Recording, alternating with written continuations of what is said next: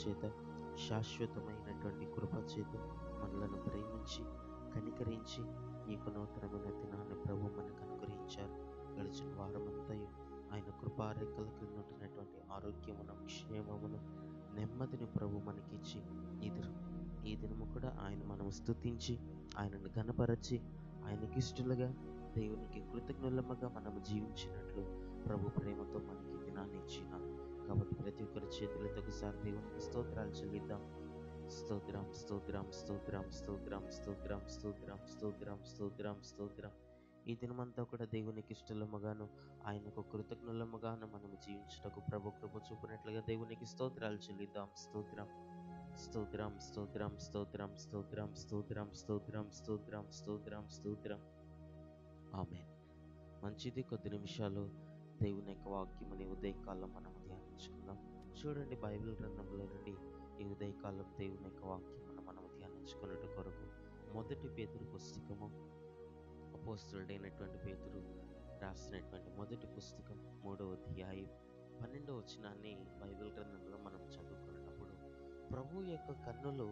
ప్రభువు కన్నులు నీతిమంతుల మీదను ఆయన చెవులు వారి ప్రార్థనల వైపునను ఉన్నవి, కానీ ప్రభు ముఖము కీడు చేయు వారికి విరోధముగా ఉన్నది అని బైబిల్ గ్రంథంలో భక్తుడు అంటున్నాడు. దేవునామానికి మహిమ కలుగునగాక. హల్లెలూయా. ప్రియులారా, భక్తుడైనటువంటి పేతురు మాట్లాడుచున్న మాటలను మనం గమనించినప్పుడు, దేవుని కన్నులట, మన ప్రభు యొక్క కన్నులట నీతిమంతుల మీద ఉంచబడి ఉన్నవి మనము చదువుతాం. ఆయన చెవులట వారి ప్రార్థనల వైపునకు త్రిప్పబడి ఉన్నవట. ఆయన వారు ఎప్పుడు ప్రార్థన చేస్తారో, నీతిమంతులు ఎప్పుడు ప్రార్థన చేసినా, నీతిమంతుల వారి నోటి నుండి ఏ ప్రార్థన వచ్చినా ఆ ప్రార్థన వైపు ఆయన చెవులు ఉంటాయట. ఆయన చెవులు వారి ప్రార్థనలను వింటూ ఉంటాయట. ఆయన చెవులు వారి ప్రార్థనలు, వారి నోటి నుండి ఏ చిన్న ప్రార్థన వచ్చినా కూడా దాన్ని నెరవేర్చుట కొరకు, దాన్ని సఫలపరచుట కొరకు ఆయన వారి ప్రార్థనల వైపు చూస్తూ ఉంటాడట. దేవునామానికి మహిమ కలుగునగాక. వారి మీద దేవుడు దృష్టి నిలుపుతూ ఉంటాడట. నీతిమంతుల మీద తన కన్నులను నిలుపుతూ ఉంటాడట. ఆయన చెవులు వారి ప్రార్థనల వైపు, వారు ఏ ప్రార్థన చేసినా కూడా ఆ ప్రార్థన సఫలపరచు నిమిత్తమై దేవుని యొక్క చెవులు వారి వైపు త్రిప్పబడుతూ ఉంటాడట. దేవునామానికి మహిమ కలుగునగాక. హల్లెలూయా. కనుక ఈ చివరి దినాల్లో దేవుని దగ్గర కూడా మన ఆత్మీయ జీవితాల్లో ఎల్లప్పుడూ కూడా నీతిమంతులముగా ప్రభు దగ్గర మనం నడుచుకోవాలి. నీతిమంతులముగా, యథార్థవంతులముగా ప్రభు సన్నిధానంలో మనం నడుచుకోవాలి. ఎప్పుడైతే నీతి కలిగినటువంటి హృదయం, యథార్థమైనటువంటి హృదయంతో ప్రభు దగ్గర మనం నడుచుకుంటామో, నీ ప్రతి ప్రార్థనను ప్రభు సఫలపరచువానిగా మన దేవుడు కనపడుచున్నాడు. నీతి కలిగినటువంటి హృదయం ఎవరికైతే కనపడుతుందో వారి మీదట దేవుడు తన కన్ను దృష్టిని నిలుపుతాడట. ప్రభు కన్నులు నీతిమంతుల మీద ఆయన నిలిపి ఉన్నాడట. నా దేవుని యొక్క కన్నులు, దేవుని యొక్క కన్ను దృష్టి, దేవుని మహిమ, దేవుని ప్రకాశం, దేవుని యొక్క అభిషేకం, దేవుని యొక్క కృప, దేవుని సన్నిధానం నీ మీద ఉండాలి, నీ కుటుంబం మీద ఉండాలి అని అంటే మన కుటుంబాల్లో నీతిమంతులముగా మనం నడుచుకోవాలి. యథార్థవంతులముగా మనం దేవుని దగ్గర నడుచుకోవాలి. నీతి కలిగినటువంటి హృదయముతో ప్రభు దగ్గర మనం ప్రార్థన చేయాలి. నీతి కలిగినటువంటి మనసుతో దేవుని మనం వేడుకోవాలి. నీతి కలిగినటువంటి హృదయముతో ప్రభు సన్నిధానంలో మనం ప్రార్థించాలి. అప్పుడు ప్రభు దగ్గర మనం కృపను పొందుకొనగలుగుతాం, కనికరమును పొందుకొనగలుగుతాం, దేవుని ఆశీర్వాదం మనం పొందుకొనగలుగుతాం, ఆయన ముఖ దర్శనమును మనము చేయగలుగుతాం. ప్రభు కనుదృష్టి ఎల్లప్పుడూ కూడా మన కుటుంబాల మీద ఉంటుంది. అయితే మనం అక్కడ చదువుతున్నాము కదా, దేవుని ముఖమట కీడు చేయ వారికి విరోధముగా ఉంటుందట. మనం ఎల్లప్పుడూ కూడా కీడు చేయాలనేటువంటి మనస్సు మనము కలిగి ఉండకూడదు. అది నీ శత్రువులకైనా కావచ్చు, నిన్ను ప్రేమించే వారికైనా కావచ్చు. మనలను ప్రేమించే వారికైనా కూడా మనం కీడు చేయకూడదు. నీకు కీడు చేసిన వారికి సైతము నీవు కీడు చేయాలి అన్నటువంటి మనసు మనం ఉండకూడదట. వారు నాకు కీడు చేశారు కనుక, వారు నాకు ద్రోహం చేశారు కనుక, వారు నన్ను నిందించారు కనుక, వారు నన్ను అవమానపరిచారు కనుక నేను కూడా వారికి రిటర్న్ గిఫ్ట్ ఇదే ఇవ్వాలి, నేను కూడా వారికి రిటర్న్ ఇదే ఇవ్వాలి, నేను కూడా వారికి ఈ విధమైనటువంటి కీడునే, ఈ విధమైనటువంటి మనస్సునే వారి ఎడల ఉంచాలి.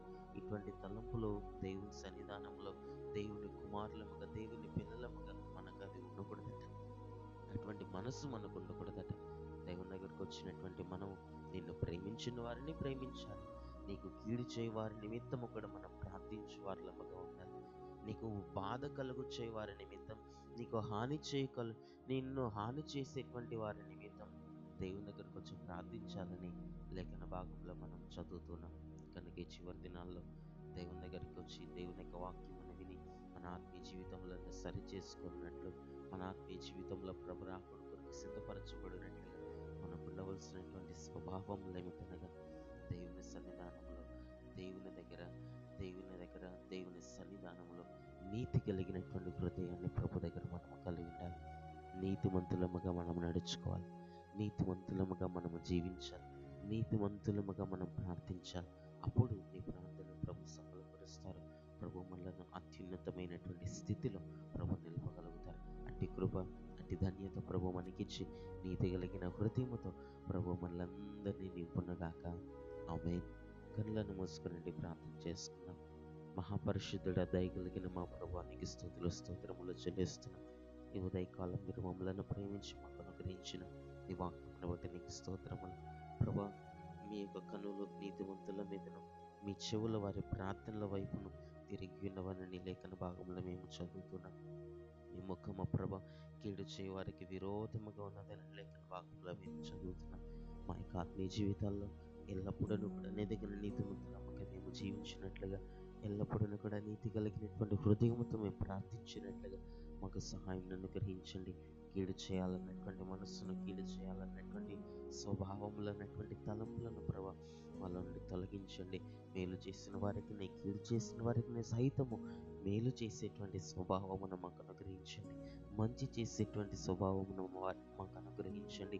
కీడు చేసిన వారి కొరకు, మీకు బాధ కలుగు చేయవారి కొరకు, మాకు బాధ కలుగు చేయవారి కొరకు, మమ్మల్ని హింసించే వారి కొరకు ప్రభా నీ సన్నిధానంలో ప్రార్థించినట్లుగా మాకు సహాయం అనుగ్రహించండి, కృపను అనుగ్రహించండి. అటువంటి మంచి మనస్సుతో మమ్మల్ందరినీ నింపి ఈ ఉదయకాలం ప్రభా నీ రాకడలో ఎత్తబడుటకు తగినటువంటి ధన్యతను, కృపను మాకందరికీ అనుగ్రహించి నీ రాకడ కొరకు మమ్మల్ని సిద్ధపరచమని యేసయ్య నామములో ప్రార్థించి కృపను పొందుకొని నామ తండ్రి. ఆమేన్.